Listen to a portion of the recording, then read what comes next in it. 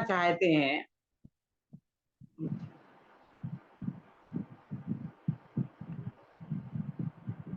अब हमारा second paper की नई पुस्तक चालू हो रही है, क्रमबद्ध पर्याय। तो पुस्तक का नाम है क्रम नियमित पर्याय। क्रम नियमित पर्याय और क्रमबद्ध पर्याय पर्यायवाची शब्द हैं। ये बात कहाँ से शुरू होती है कि हमारे लाइफ में हम कुछ चीजों में चेंज करना चाहते हैं।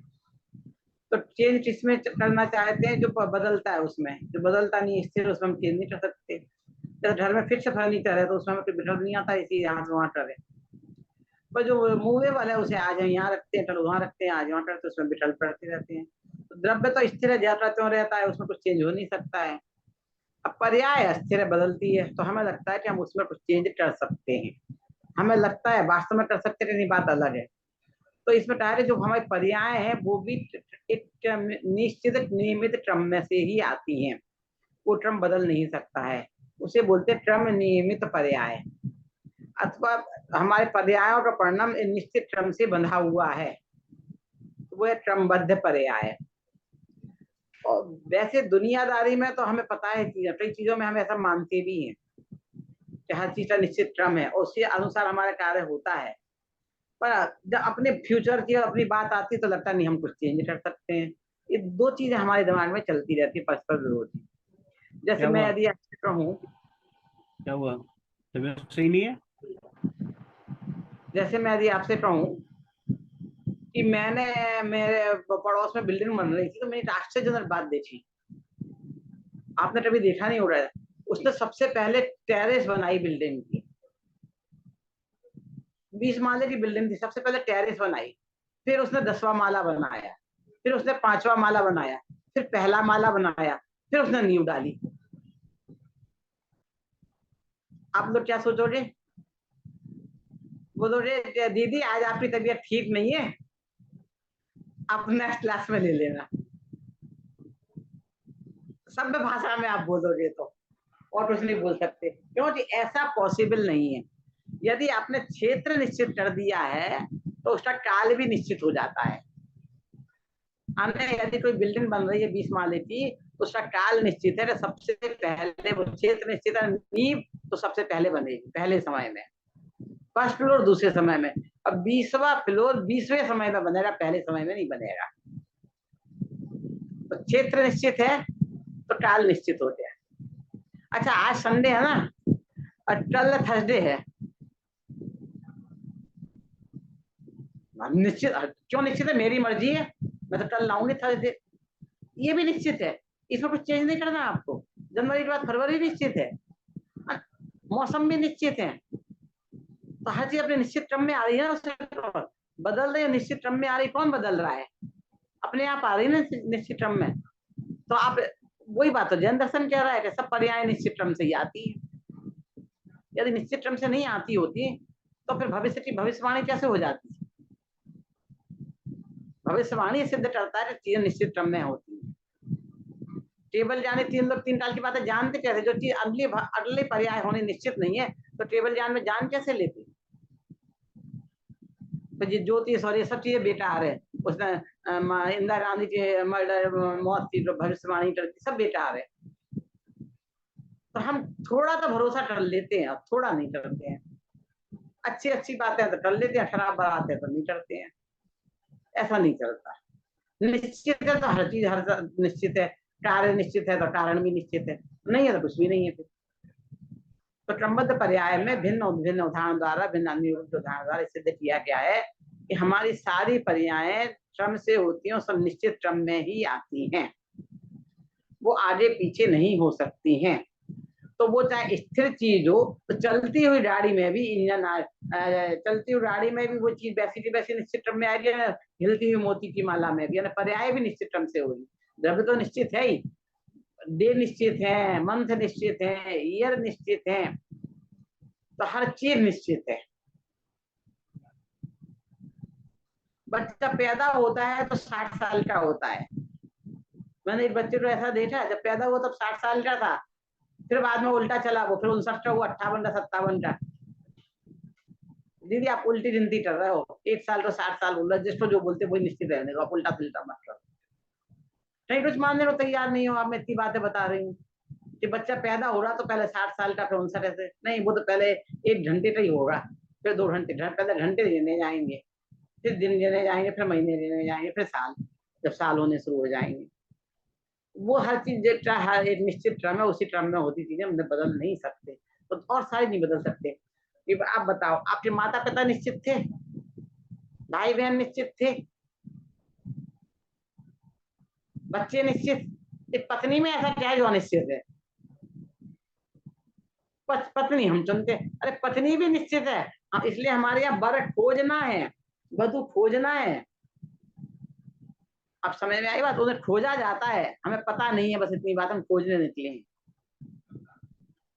चुनना हमारे हाथ में नहीं है, निश्चित है पहले से वो चीज है। जो जहां निश्चित होनी होती है वहां बुद्धि वैसी चल जाती है, जहां नहीं होती है वहां वैसी बुद्धि चलती है। जहां होनी होती है उसके सब गुण भी गुण नजर आते हैं, जहां नहीं होनी होती है उसके गुण भी 2 गुण नजर आते हैं। ऐसी बात है। तो हर चीज निश्चित क्रम में हो रही है, ये क्रमबद्ध पर्याय, क्रम नियमित पर्याय में बताई जा रही है। इसमें कई जगह हमें चीजें हमारे मन को स्वीकार नहीं हो रही, सिद्धांत तौर पर स्वीकार हो जाती है, पर ऐसे स्वीकार नहीं होती है। मैंने ही तो प्लानिंग किया है जाने का, तभी तो मैं जा रही हूँ, जाना निश्चित था तो मैंने प्लानिंग किया, और कैंसिल भी, मैं तो 1 हफ्ते पहले भी जा रही थी ना, मैंने प्लानिंग कभी नहीं थी, फ्लाइट ही कैंसिल हो गई। तो लोग जाके दिखा देते उस दिन, तुम्हारे जाने का निश्चित था, तुम और विकल्प वैसे निश्चित थे, हर चीज निश्चित थी, ये बता रहे हैं। ठीक है, ये चीज आने वाली है, अब पढ़ लीजिए आप। तो दीदी ये चैप्टर से पढ़े या अपनी बात पढ़े दादा की? चैप्टर से पढ़ लो, अपनी बात सब घर में पढ़ लेना, कुछ पूछना हो तो पूछ लेना। ठीक, ठीक है। प्रथम खंड। क्रमबद्ध पर्याय, एक अनुशीलन। क्रमबद्ध पर्याय आज दिगंबर जैन समाज का बहुचर्चित विषय है, चाहे पक्ष में हो या विपक्ष में, पर इसकी चर्चा आज तत्व प्रेमी समाज में सर्वत्र होती देखी जाती है। यद्यपि आध्यात्मिक सत्पुरुष श्री कांजी स्वामी ने इस विषय को बड़ी ही गंभीरता से प्रस्तुत कर अध्यात्म जगत में एक क्रांति का शंखनाद कर दिया, और यह महत्वपूर्ण विषय समाज में आज चर्चा का विषय भी बना हुआ है। तथापि इसकी गहराई में जाने वाले व्यक्ति कम ही नजर आते हैं। जैन दर्शन के इस अनुपम अनुसंधान पर जिस गहराई से मंथन किया जाना चाहिए वह दिखाई नहीं देता है। इस महान दार्शनिक उपलब्धि को व्यर्थ के वाद विवाद एवं सामाजिक राजनीति का विषय बना लिया गया है। यह एक शुद्ध दार्शनिक विषय है। इसे वाद विवाद एवं हंसी मजाक का विषय ना बनाकर इस पर विशुद्ध दार्शनिक एवं आध्यात्मिक दृष्टिकोण से विचार किया जाना चाहिए। जैन दर्शन से संबंधित होने से यहाँ इस विषय पर जैनागम के परिप्रेक्ष्य में संयुक्ति एवं सोदाहरण अनुशीलन अपेक्षित है। संयुक्ति मतलब युक्ति सहित, और सोदाहरण मतलब उदाहरण सहित अनुशीलन अपेक्षित है। क्रमबद्ध पर्याय से आशय यह है कि इस परिणमनशील जगत की परिणमन व्यवस्था क्रम नियमित है। जगत में जो भी परिणमन निरंतर हो रहा है वह सब एक निश्चित क्रम में व्यवस्थित रूप से हो रहा है। स्थूल दृष्टि से देखने पर जो परिणमन अव्यवस्थित दिखाई देता है, गहराई से विचार करने पर उसमें भी एक सुव्यवस्थित व्यवस्था नजर आती है। जैसे कि नाटक के रंगमंच पर जो दृश्य व्यवस्थित दिखाई जाते हैं वह तो पहले से निश्चित और पूर्ण व्यवस्थित होते ही हैं, किंतु जो दृश्य अव्यवस्थित दिखाई जाते हैं वे भी पूर्ण नियोजित एवं पूर्ण व्यवस्थित होते हैं। कोई और पढ़ेगा? भरत भाई आप पढ़ेंगे क्या? हाँ, मैं पढ़ता हूँ।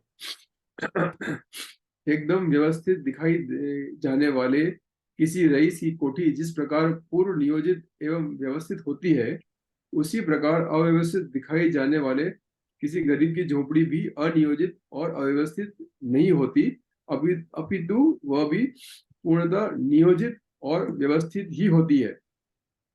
उसकी टूटी खाट और फटे कपड़े दिखाने के लिए पहले से ही साबुत ताड़ खाट तोड़नी एवं साबुत कपड़े फाड़ने पड़ते हैं। कहीं थाली पड़ी है, कहीं लोटा, यह बताने के लिए व्यवस्थित रूप से एक निश्चित स्थान पर थाली और दूसरे निश्चित स्थान पर लोटा रखे जाते हैं। जिस प्रकार उक्त अव्यवस्थित दिखने वाली व्यवस्था भी पूर्ण निश्चित और अव्यवस्थित व्यवस्थित होती है, ठीक उसी प्रकार संपूर्ण द्रव्यों का अव्यवस्थित सा दिखने वाला परिणमन भी पूर्ण निश्चित और व्यवस्थित होता है। जिस प्रकार नाटक में दृश्य क्रमशः आते हैं एक साथ नहीं, उसी प्रकार प्रत्येक द्रव्य में पर्यायें क्रमशः ही होती है, एक साथ नहीं। नाटक में यह भी तो निश्चित होता है कि किस दृश्य के बाद कौन सा दृश्य आएगा, उसी प्रकार पर्यायों में भी यह निश्चित होता है कि किसके बाद कौन सी पर्याय आएगी। जिस प्रकार जिसके बाद जो दृश्य आना निश्चित होता है उसके बाद वही दृश्य आता है, अन्य नहीं। उसी प्रकार जिसके बाद जो पर्याय कार्य होती है वही होती है, अन्य नहीं। इसी का नाम क्रमबद्ध पर्याय है।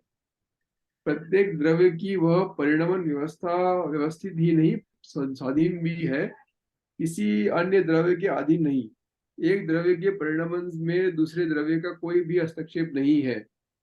जैसा कि सर्वश्रेष्ठ दिगंबर आचार्य कुंद के प्रसिद्ध ग्रंथराज समय सागर की गाथा 308 से 311 तक की आत्मख्याति नामक टीका में आचार्य अमरचंद लिखते हैं, जीवो ही तावत क्रम नियमिताम परिणामेरुपत्यापमानो जीव एक नाजीव एक वम जीवोपि क्रम नियमिता तम परिणामे मेरुत्पद्यमानो जीव एक एव न जीव। परंतु तो जीव क्रम नियमित क्रमबद्ध ऐसे अपने परिणामों से उत्पन्न होता हुआ जीव ही है, अजीव नहीं। इसी प्रकार अजीव भी अक्रम नियमित अपने परिणामों से उत्पन्न होता हुआ अजीव ही है, जीव नहीं। यहाँ समस्त जीवों और अजीवों के परिणमन को क्रम नियमित अर्थात क्रमबद्ध कहा गया है। जीव और अजीव के अतिरिक्त जगत में और है ही क्या।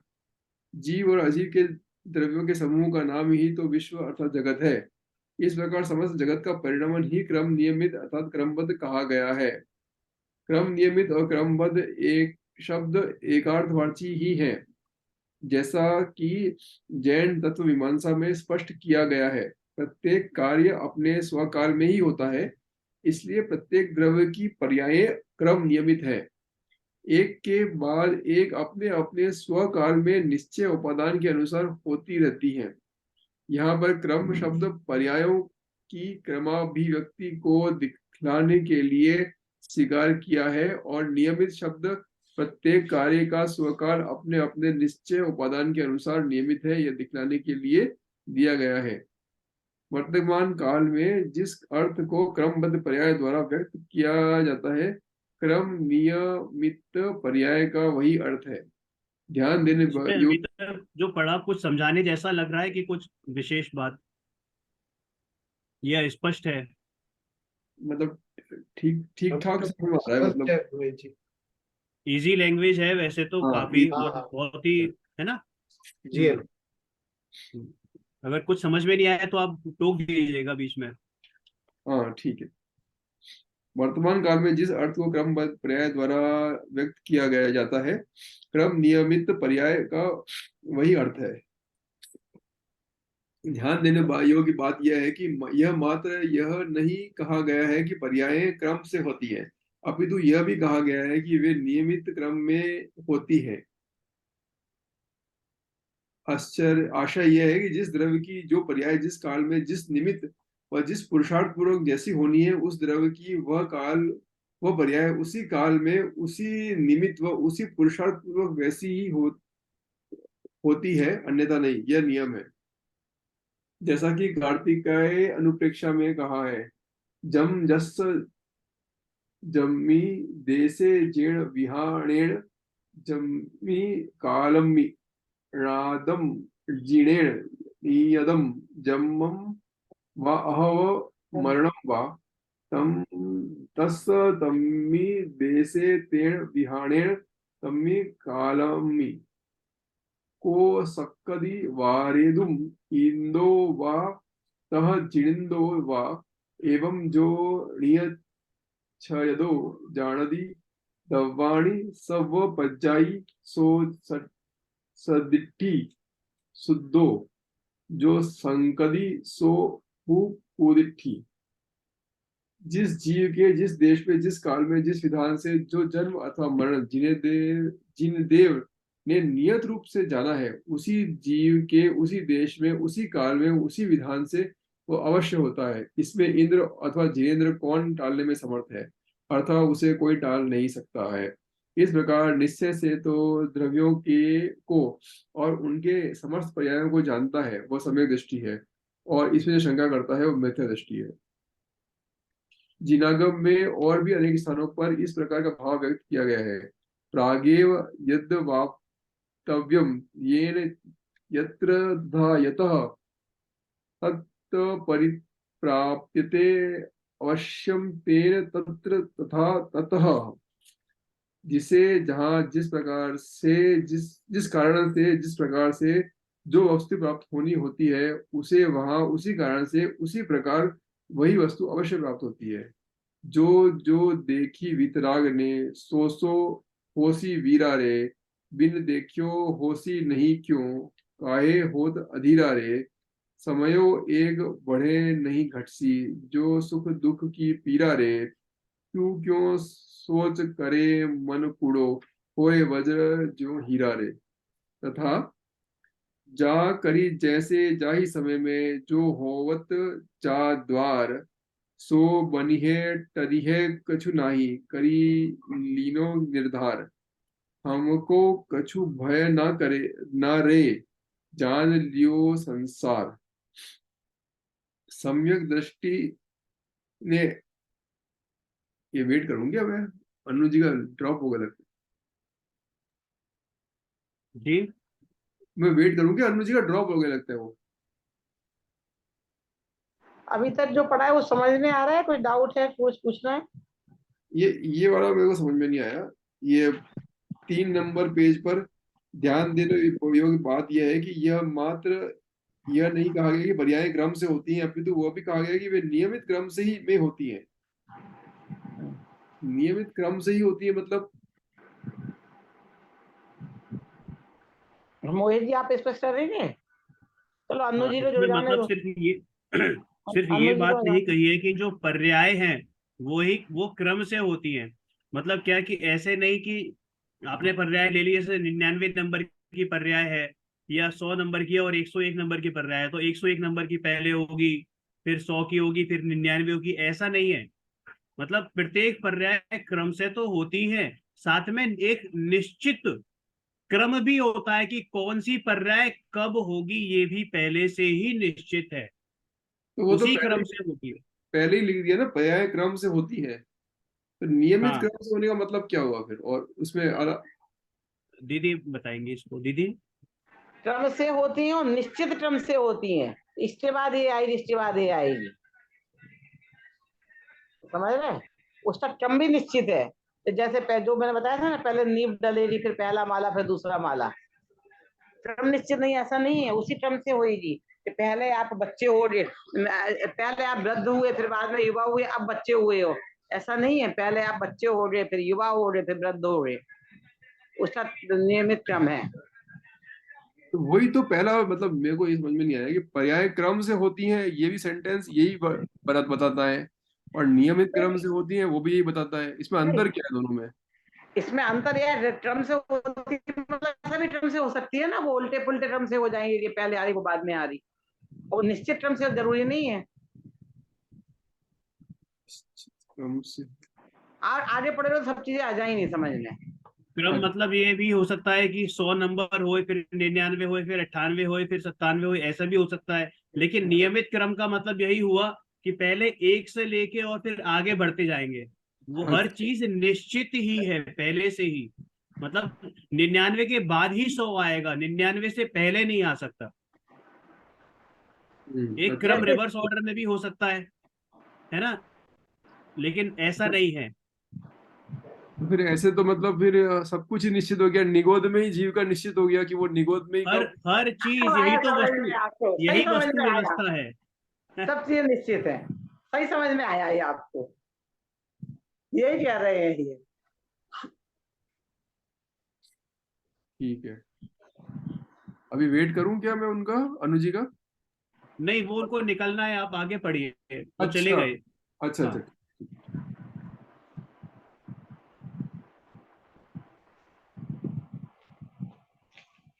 इस प्रकार निश्चय से जो द्रव्यों को और उनकी समस्त पर्यायों को जानता है वो सम्यक दृष्टि की तो पढ़ लिया। जिनागम में और भी, नहीं ये तो हो गया।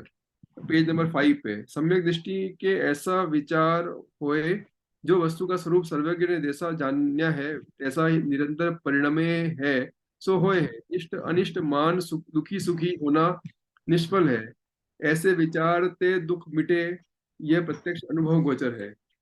बहुरी सम्यक दृष्टि के ऐसा निश्चय है, जिस जीव के जिस देश में जिस काल में जिस विधान करके जन्म व मरण व लाभ अलाभ सब सुख दुख होना, जिनेन्द्र भगवान दिव्य ज्ञान करी जान्या है।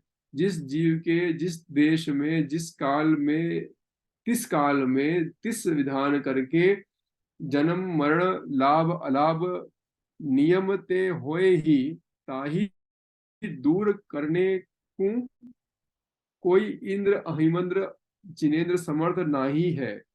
उक्त प्रकरणों में प्रायः सर्वत्र ही सर्वज्ञ के ज्ञान को आधार मानकर भविष्य को निश्चित निरूपित किया गया है, और उसके आधार पर अधीर नहीं होने का व निर्भय होने रहने का उपदेश दिया गया है।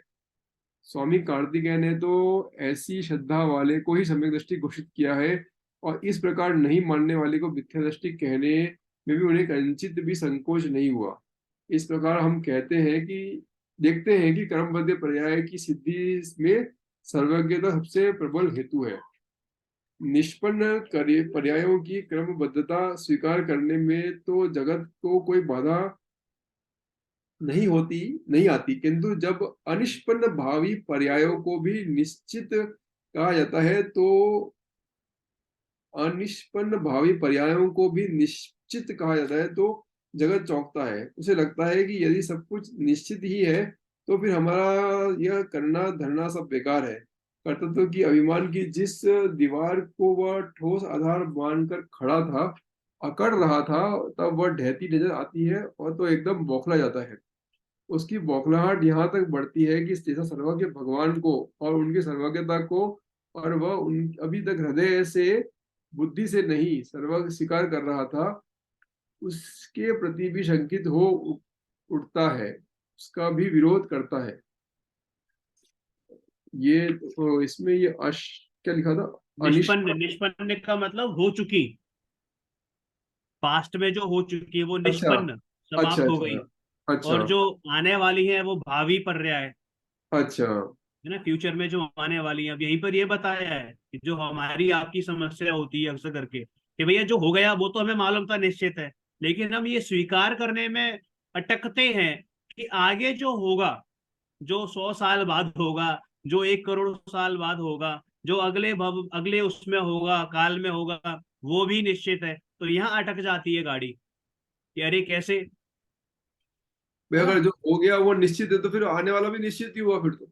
हाँ हाँ हाँ, लेकिन ऐसा हम पढ़ रहे हैं तो हमें लग रहा है, लेकिन अक्सर करके जो लोग हैं वो यहाँ अटक जाते हैं कि अरे जो हुआ था वो निश्चित है। जो अभी बात बता रहे थे ना मोक्ष प्रकाशक जी में, कि भैया मम्मी ठीक हो गई तो मैंने की, और नहीं ठीक हो गई तो हमारे मुंह से निकलता है अब जो होना था वही हुआ।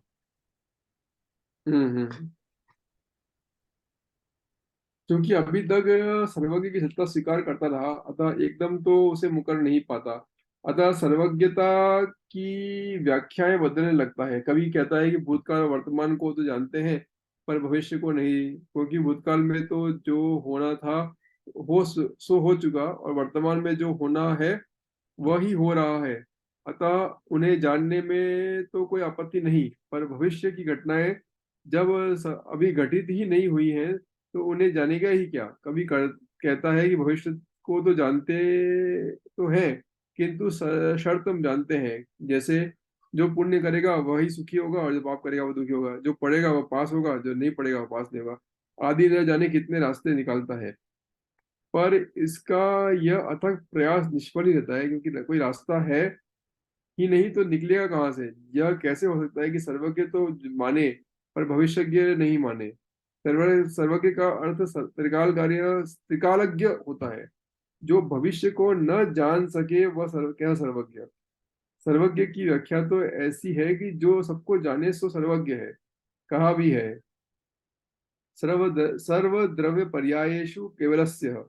केवल ज्ञान का विषय तो समस्त द्रव्य और उनकी तीन काल संबंधी समस्त पर्याय हैं।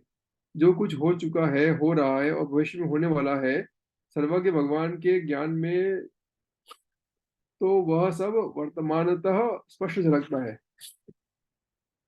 अतः सूत्र की व्याख्या करते हुए आचार्य पूज्य पाद लिखते हैं, तेषां पर्यायश्च त्रिकाल भुवः प्रत्येक्य मनन्तानन्तास्तेषु द्रव्यं पर्याय जातं वा न किंचित किंचित केवल ज्ञानस्य विषय भाव मतिग्रांत मसित अपरिमित महात्म्य ही तदति ज्ञापनार्थम सर्वद्रव्य पर्यायेषु इत्युच्यते। सब द्रव्यों की पृथक पृथक तीनों कालों में होने वाली अनंत अनंत पर्यायों हैं। इन सब में केवल ज्ञान की प्रवृत्ति होती है। ऐसा न कोई द्रव्य और न पर्याय समूह है जो केवल ज्ञान के विषय के परे है। केवल ज्ञान का महात्म्य अपरिमित है। इस बात का ज्ञान कराने के लिए सूत्र में सर्वद्रव्य पर्यायशु कहा है। इसी प्रकार पर्याय भविष्य का ज्ञान होना तो माने, पर भविष्य का निश्चित होना नहीं माने, ये कैसे संभव है। ऐसा तो सर्वसाधारण भी कह सकते हैं कि जो पढ़ेगा वो पास होगा। इसमें सर्वज्ञ के ज्ञान की दिव्यता क्या रही। आचार्य देखिए, कुंदकुंद इसमें जो है ना फर्क है कि लोक में जैसे हम भी कहते हैं अपने बच्चे से कि बेटा ये तो निश्चित है, अगर तू पढ़ेगा तो पास होगा। अगर ऐसी ही बात है कि पढ़ेगा तो पास होगा, तो फिर सर्वज्ञ भगवान की क्या आवश्यकता है ना। ये तो कंडीशन वाली बात हो गई। भैया वो पास होगा या नहीं होगा ये भी निश्चित है, और ये केवल ज्ञानी के ज्ञान में पहले ही आ चुका है कि वो पास होगा या नहीं होगा। हाँ, वो पास होगा तो पढ़ के ही पास होगा, बिना पढ़े पास नहीं होगा, है ना। यानी अगर उसके में ये लिखा हुआ है कि वो पास होगा तो वो होगा तो पढ़ के पास। लेकिन ऐसा नहीं हो सकता कि केवल ज्ञानी ये बोले कि भैया तू पढ़ेगा तो पास होगा, नहीं पढ़ेगा तो पास नहीं होगा। हम्म दो बात है, नहीं, रिजल्ट तो फिक्स है और रिजल्ट के अनुसार वो क्रियाएं होंगी। अच्छा जैसे अच्छा। अगर हमने प्लान बनाया, जैसे हमारे में ये निश्चित है कि अगले महीने हमें गोवा जाना है फॉर एग्जाम्पल, ठीक है। तो अब जब गोवा जाना है तो हमारा अगर ये निश्चित है तो इसका मतलब ये है कि हमारी जो क्रियाएं होगी वो भी सब उसी प्रकार चलेंगी। अच्छा। ठीक है ना। तो ये चीज बता रहे हैं यहाँ पर कि भैया अगर, लेकिन यहाँ पर ये ऐसी कंडीशन नहीं है कि प्लेन में बैठोगे तो गोवा जाओगे, नहीं बैठोगे तो नहीं जाओगे। अगर मतलब निश्चित है कि जाना है तो तुम वैसा ही करोगे, चाहे वो प्लेन से हो, चाहे वो ट्रेन से हो, चाहे पैदल हो, चाहे बस में हो। और ये अच्छा। भी निश्चित है कैसे जाओगे, तो उसी प्रकार सारे कार्य बनते हैं। इस प्रकार भविष्य का ज्ञान होना तो माने, पर भविष्य का निश्चित नहीं होने के।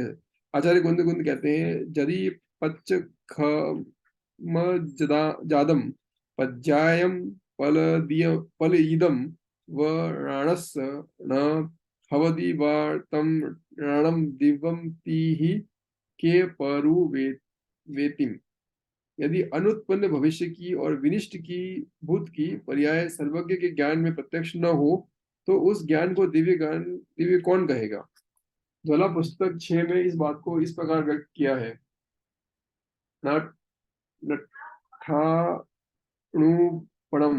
अट्ठाणम कदम कदम तदो परिच्छेदो न केवल केवलतादो बद्धता वेक्षणाय विना तदुपत्तिये विराहा भावा। जो पदार्थ नष्ट हो चुके हैं और जो पदार्थ अभी उत्पन्न नहीं हुए उनका केवल ज्ञान से कैसे ज्ञान हो सकता है। उत्तर नहीं, क्योंकि केवल ज्ञान के सहाय निरपेक्ष होने से बाह्य पदार्थों की अपेक्षा के बिना उनके विनिष्ट और अनुत्पन्न के ज्ञान की उत्पत्ति में कोई विरोध नहीं है। आचार्य अमृतचंद ने सर्वज्ञ द्वारा समस्त ज्ञों को एक क्षण में संपूर्ण गुण और पर्याय सहित अत्यंत स्पष्ट रूप से प्रत्यक्ष जानने की चर्चा इस प्रकार की है। अथेकस्य ज्ञायक भावस्य समस्त ज्ञेय भाव स्वभावतात् प्रोतकीर्ण लिखत निखात किवी। अरे ये तो बहुत डिफिकल्ट है, ये मैं स्किप कर देता हूँ। ठीक है।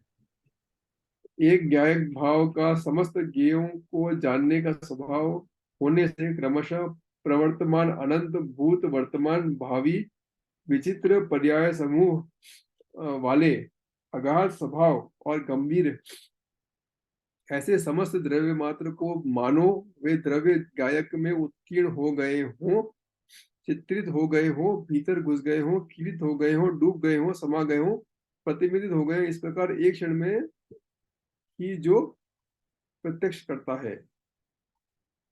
ये इसका तो समझ में नहीं आया मोहित जी, क्या लिखा हुआ है।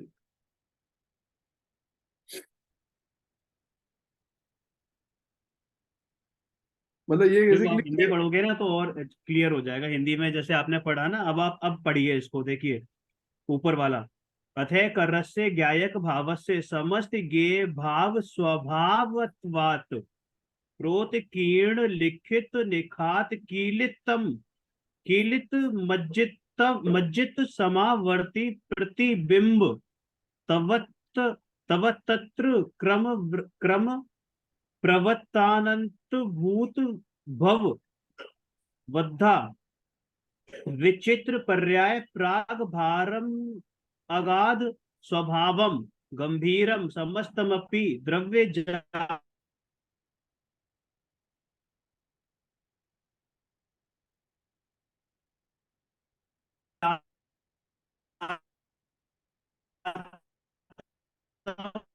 एक क्षण।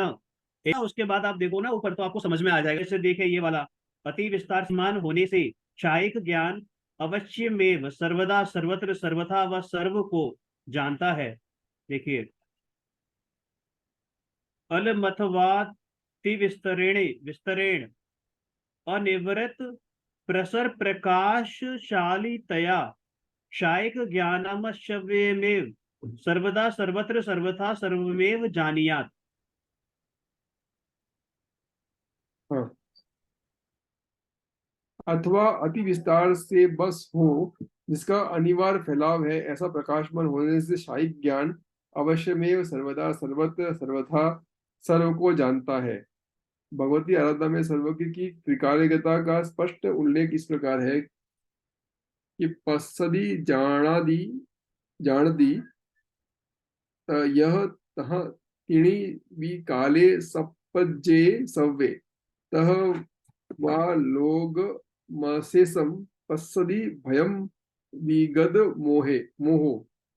वे सिद्ध परमेश्वरी संपूर्ण द्रव्यों को व उनकी पर्यायों से भरे हुए संपूर्ण जगत को तीनों कालों में जानते हैं, तो भी वे मोह रहित ही रहते हैं।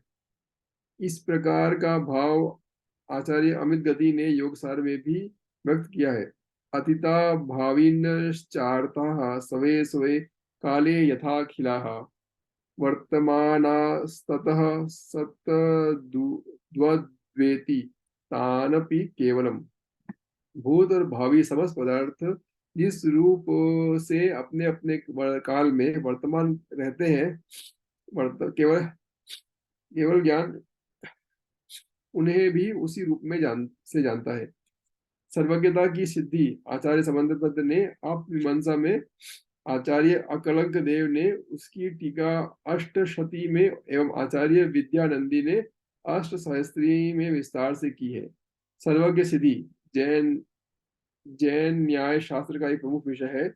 इस एक प्रकार से संपूर्ण न्याय शास्त्र की सर्वज्ञता की सिद्धि में समर्पित है। फिर भी जब न्याय विषयक अनेक उपाधियों से विभूषित विद्वदर्ग सर्वज्ञता में भी आशंका व्यक्त करने लगता है या उसकी नई नई व्याख्याएं प्रस्तुत करने लगता है तो आश्चर्य हुए बिना नहीं रहता। सर्वज्ञ भगवान का भविष्य संबंधी ज्ञान पड़ेगा तो पास होगा के रूप में अनिश्चयात्मक न होकर ये पड़ेगा और अवश्य पास होगा अथवा नहीं पड़ेगा और पास नहीं होगा के रूप में निश्चयात्मक होता है। भविष्य को निश्चित मानने में अज्ञानी को वस्तु की स्वतंत्रता खंडित प्रतीत होती है, पर इसका ध्यान इस ओर नहीं जाता कि भविष्य को अनिश्चित मानने पर ज्योतिष आदि निमित्त ज्ञान काल्पनिक सिद्ध होंगे, जबकि सूर्य ग्रहण आदि घोषणाएं वर्षों पहले कर दी जाती हैं और सत्य निकलती हैं। अवधि ज्ञान और मना पर्याय ज्ञान भी अपनी सीमा में भविष्य को जानते ही है। लाखों वर्षों आगे के भविष्य की निश्चित घोषणाओं से सर्वज्ञ कथित जिनागम भरा पड़ा है और वे समस्त घोषणाएं ऐसा ही होगा भाषा में है। सर्वज्ञ की भविष्यता से इनकार करने का अर्थ समस्त जिनागम को तिलांजलि देना होगा। यदि क्रमबद्ध पर्याय की बात पहले हमारे ध्यान में नहीं आई और वह इस युग में एक ऐसे व्यक्ति के माध्यम से प्रस्तुत हुई जिसे हम किसी कारणवश पसंद नहीं करते, तो इसका मतलब यह तो नहीं होता कि होना चाहिए कि हम सर्वज्ञ की भविष्यता से भी इनकार कर अपने पैरों की कुल्हाड़ी मार लेंगे। इस आत्मघाती कदम उठाने के पूर्व चिंतक वर्ग से एक बार पुनर्विचार कर लेने का सानुरोध आग्रह है। अत्यंत स्पष्ट उक्त आगम प्रमाणों एवं अकाट्य युक्तियों से आहत कुछ लोग इन प्रबल प्रहारों से बचने के लिए नियमसार गाथा 149 का सहारा लेते हैं जो इस प्रकार है। जानदी पස්සदी सबम व्यवहारण एणम केवली भगवनम केवल नाणी जानदी पස්සदी नियमेण अपाणम। व्यवहार नय से केवली भगवान सब जानते हैं और देखते हैं। निश्चय नय से केवल ज्ञानी आत्मा को जानता है और देखता है। परमात्मा प्रकाश में भी इस प्रकार का कथन आता है। ते पुणु बंधुम सिद्ध गणम जे अपाणी वसंत लोयालो विसयलु इहु अच्छहिम विमलु णीयंत।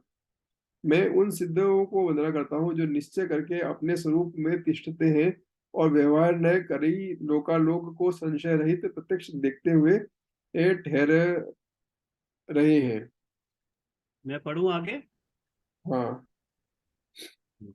हाँ देखिए, उक्त कथनों के आधार पर वे लोग कहते हैं कि केवली भगवान पर को तो व्यवहार से जानते हैं, निश्चय से तो जानते नहीं, और व्यवहार असत्यार्थ है।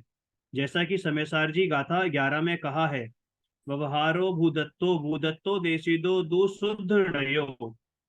व्यवहार अभूतार्थ है और निश्चय नए भूतार्थ है। इस प्रकार जब केवली भगवान पर को जानते ही नहीं है, तो फिर समस्त द्रव्यों की भविष्य की पर्यायों को जानने की बात ही कहाँ रह जाती है। पर उनका यह कहना भी पूर्वा पर विचार रहित है, क्योंकि एक तो पर को नहीं जानने से पर के भविष्य को नहीं जानने की बात कहना तो कुछ समझ में आ भी सकती है, पर अपने भविष्य को भी नहीं जानते, यह कैसे सिद्ध होगा। अतः यह सिद्ध हो ही नहीं सकता कि भविष्य को वे नहीं जानते। दूसरी सर्वाधिक महत्वपूर्ण बात यह है कि उन्होंने उक्त कथनों के मर्म पर ध्यान नहीं दिया। यदि उक्त कथनों को पूर्वापर अच्छी तरह देख लिया जाए तो सब कुछ स्पष्ट हो जाता है। उक्त संपूर्ण कथन स्वाश्रितो निश्चय पराश्रितो व्यवहार, यानी स्वाश्रित कथन को निश्चय और पराश्रित कथन को व्यवहार कहते हैं। इन परिभाषाओं को ध्यान में रखकर किया गया है। जैसा कि नियम सार जी की उक्त गाथा की संस्कृत टीका में स्पष्ट उल्लेख है। ये नियम सार जी की जो ये गाथा ऊपर आई है, जिसमें स्व की ही अपेक्षा हो, वह निश्चय कथन है, और जिसमें पर की अपेक्षा आए वह व्यवहार कथन है। अतः केवली भगवान अपनी आत्मा को देखते जानते हैं, यह निश्चय कथन हुआ, और वे पर को देखते जानते हैं, यह व्यवहार कथन हुआ। उक्त कथन का तात्पर्य मात्र इतना है, वे पर को व्यवहार से जानते हैं। इसका अर्थ यह कदापि नहीं है, इसका अर्थ यह कदापि नहीं है कि वे पर को जानते ही नहीं हैं। नियम सार की 159 से 169 तक की गाथाओं और उनकी संस्कृत टीका को यदि एक बार अच्छी तरह देख लें तो सारी बातें सहज स्पष्ट हो जाती हैं। उक्त संपूर्ण प्रकरण भगवान की सर्वज्ञता को सिद्ध करने वाला ही है। विस्तार भय से वह सब यहाँ देना संभव नहीं है। जिज्ञासु पाठकों से उक्त प्रकरण का गहराई से मंथन करने का सानुरोध आग्रह है। आचार्य जयसेन प्रवचन सारजी गाथा 39 की तात्पर्य विरक्ति नामक टीका में लिखते हैं, यथायम केवली परिकीय द्रव्य पर्यायान यद्यपि परीक्षित मात्रेण जानाति तथापि निश्चयनयेन सहजानंदेक स्वभावे स्वशुद्ध आत्मनि तन्मयत्वेन परीक्षितम करोति तथा निर्मल विवेकी जनोऽपि यद्यपि व्यवहारेण परकीय द्रव्य गुण पर्याय परिज्ञानम करोति तथापि निश्चयेन निर्विकार स्वसंवेदन पर्याय विषयत्वात्व पर्यायेण परिज्ञानम करोतीति सूत्र तात्पर्यम। जिस प्रकार केवली भगवान परकीय द्रव्य पर्यायों को यद्यपि परीक्षिति मात्र रूप से जानते हैं, ये दीदी एक्सप्लेन करेंगी, थोड़ा सा मैं पढ़ देता हूं।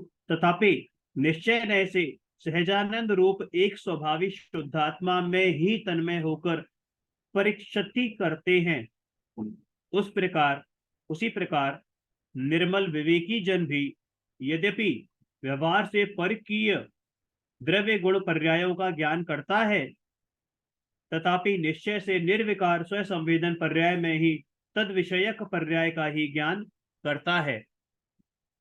दीदी इसको एक्सप्लेन कर दीजिए।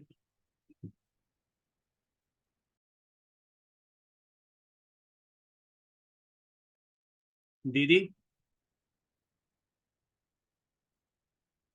हाँ, एक मिनट, मैं कहती जो लाइन का मेरे पास अभी पुस्तक नहीं है हाथ में, तो जो लाइन का अर्थ चाहिए वो थोड़ा सा छोटी छोटी लाइन बोलो तो मैं उसका एक्सप्लेन करती हूँ। यहाँ लिखा है कि जिस प्रकार केवली भगवान परकीय द्रव्य पर्याय यद्यपि परीक्षति रूप से जानते हैं, तो ये एक तो परकीय क्या होता है और ये परीक्षति पर्ची आने दूसरों की द्रव्य गुण पर्याय है ना, दूसरे जो हो रही हैं उन्हें जे रूप से जानते हैं, मतलब ज्ञाता दृष्टा भाव से जान लेते हैं। दर्पण में जैसे झलकती है वैसे जान लेते हैं। और परीक्षति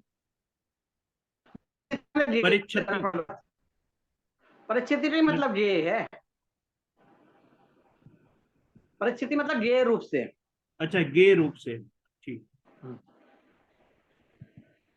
दर्पण में झलकती है, मतलब उसमें इन्वॉल्व नहीं होते हैं, ये मेरा है तेरा है, साक्षी भाव से जानते हैं मात्र। हाँ हाँ जी, दोबारा पढ़ता हूँ इसको। जिस प्रकार केवली भगवान परकीय द्रव्य पर्यायों को, यानी परकीय द्रव्य पर्यायों को हालांकि परीक्षति मात्र रूप से यानी कि गे रूप से जानते हैं, तथापि निश्चय नय से सहजानंद रूप एक स्वभावी शुद्धात्मा में ही तन्मय होकर परिक्षति करते हैं। तो मतलब तन्मय उसी होकर मतलब ये ही मैं हूँ। जैसे हम भी दुनिया को जान रहे हैं, जैसे हम गाड़ी ड्राइव कर रहे हैं अथवा प्रकरण हॉल में क्लास में बैठे हैं, तो हम सबको जान रहे हैं। पर उधर ये मेरी माँ है, तो माँ को जाना तो ये मेरी है ऐसा जाना, तो अपनी आत्मा को जानते थे यही मैं हूँ ऐसा जाना। और बाकी सब महिलाओं को जान रहे हैं ये मेरी नहीं, ये मेरी, उनसे कुछ लेना देना नहीं, उधर ध्यान ही नहीं दे रहे हैं। छोटा बच्चा होता अपनी माँ को ढूंढ रहा है, तो नहीं है तो अरे ये सुंदर है, चलो इस पर अपन थोड़ी सी देर देखते रहो, कुछ लेना देना नहीं, बस ये मेरी माँ नहीं है, ये मेरी माँ है। तो दूसरों को ये रूप से जाना है, नहीं नहीं नहीं। दादा का एक उदाहरण है ना, अपन ने पढ़ा था, आप कुछ भी कहो मैं ऐसा है, अब आपके पोषण में आएगी, नहीं उसमें आया था नमोकार मंत्र अनुशीलन में, बच्चा अपने माँ को ढूंढ रहा है। बच्चे की माँ खो जाती है, तो उसको पुलिस स्टेशन ले जाते हैं। तो वो पुलिस वाला हाँ पूछता और है कि ढूंढ रहा है। तुम्हारी माँ कैसी है, कैसा कलर है, सुंदर है, मोटी है कि पतली है। तो कह रहे हाँ कि माँ तो माँ है, अब वो सुंदर और हाँ। मोटी और पतली से मुझे क्या मतलब। अब फिर वो ढूंढने भी जाएगा, तो जो दूसरी आई, अरे सुंदर से देखती रहो, इसे अपनी माँ बना लो, नहीं ये मेरी नहीं, ये छोड़ा, ये रूप से जाना दूसरा, जो अपनी माँ आई तो उसे जाकर गले चिपक गया, ये मेरी है। तो उसे बोलने की जरूरत है पुलिस वाले को, इसकी माँ कौन सी और कौन सी नहीं है। फिर जिससे गले चिपका है वो माँ होगी कि नहीं होगी, बाकी तो निकाल दे रहा है। अब वो जो थी वो काली थी, दांत बाहर थे, सब थे, पर वो उसके गले चिपका है, तो ये इसकी माँ है। तो उसको जे रूप से साक्षी भाव से, दूसरे को जे रूप से साक्षी भाव से, तो अपनी आत्मा को तो तन्मय रूप से जानते थे ये ही मैं हूँ, और दूसरे को साक्षी भाव से जान लिया, बस जान लिया, हो रहा है जो हो रहा है। और मोहित जी वो है ना, प्रदूषण चल रहे हैं तो मंदिर जाना था, तो अभी मैं आज तो ड्रॉप कर दूंगा आज। तो यही क्लास विराम दे देते हैं अपन। हाँ ठीक है फिर मैम। सब साथ में चल लेंगे, और भी है भी नहीं तो, है ना। हाँ हाँ ठीक है। ठीक है चलिए, चलो जिनमाई स्थिति चल दीजिए। निज निधि निज में बताइए, अनंत उपकार